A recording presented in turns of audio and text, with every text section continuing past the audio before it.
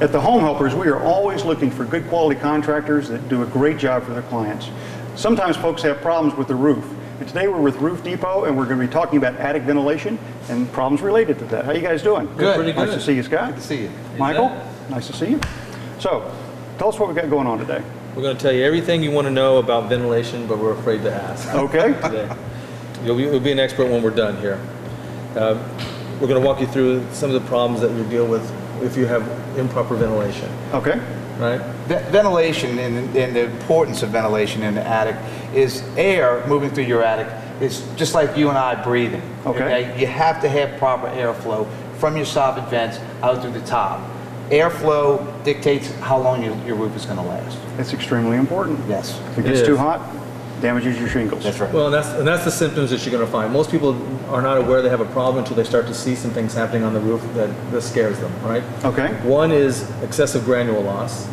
You see a lot of granules in your gutter when you're cleaning it. That's an indication that your roof may have a ventilation problem. Okay. You also start to see blistering on your roof, little pop marks all over the roof because the attic is so hot, it starts baking the shingle from the inside out. And, That would scare me.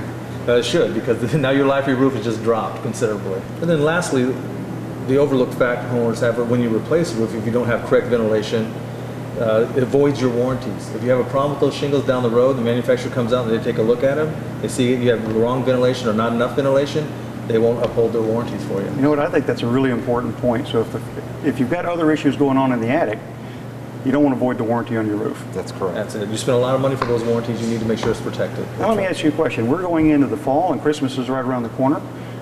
How do we affect that with right now? Well, it's just as important in the winter as it is in the summer. People always worry about how hot their attic is, but when you close off your house for the winter, you start running dishwashers, washer and dryer, showers. Okay. Hot air rises to a cold attic, and now you get condensation developing. So you get problems from both sides. That's right. You want to have airflow through your attic year round. You want a cool, dry attic in the wintertime, and you want a warm, dry attic in the summer. Now, most of the air is coming from the soffits, and you've got insulation in the attic. Tell us how that works. Well, when someone gets blown in insulation, typically a reputable contractor will put baffles up along the edges around the edges of the attic, so blown insulation won't go over and block up your soffits. However, if your contractor, your insulation contractor, did not put baffles in, you could have insulation sitting over your soffits, which would impede airflow from the bottom. You know what? That's an important piece. Guys, hang on with us. We're going to be right back. You're watching The Home Helpers, so we'll be right back. We're back with Roof Depot, and we're talking about attic ventilation, making sure that it's done properly. How you doing, guys? Doing good? So tell us what we've got going on here. I'm going to walk you through the evolution of ventilation from the least effective to the most effective. Okay.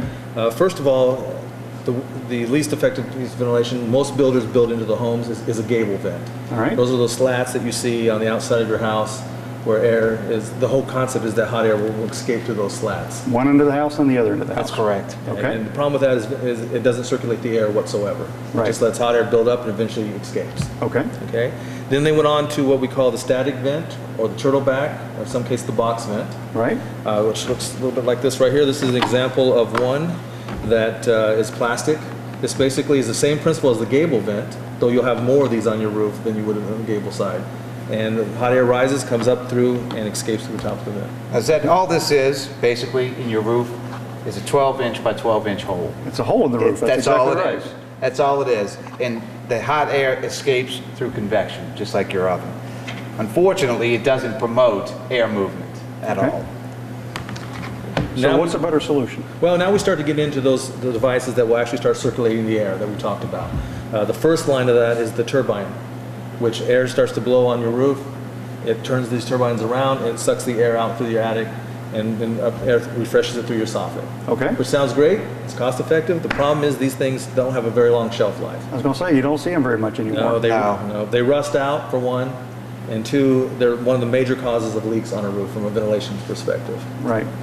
And now into the top two, the most famous ventilation you can get, right? We start with the power fan. The power fan is driven by electricity, and it pulls very powerfully, pulls that air from that soffit vent and recirculates it in and out of your attic. Okay.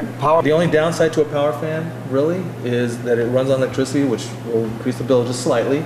But also they tend to wear out over periods of time too, so you have to replace those motors periodically.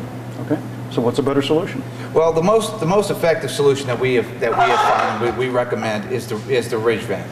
Now, most houses can use ridge vent, but not every house is a candidate. You have to have a minimum length of ridge in order to use this properly, depending on the size of your attic.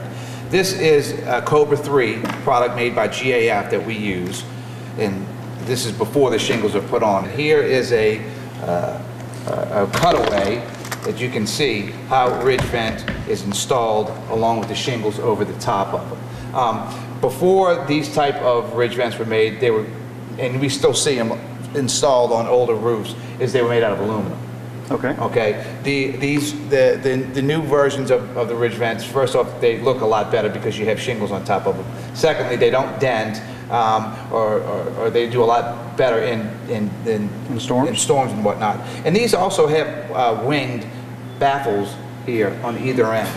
And the importance of these baffles is what drives this type of ridge vent. Now, I think it's important to note that the roof decking's been cut back, so that draws the air out of the soffit through to the top of the roof and allows it to vent on the two sides. Is that correct? That's correct. So this is a low-cost, very effective means of ventilating the roof.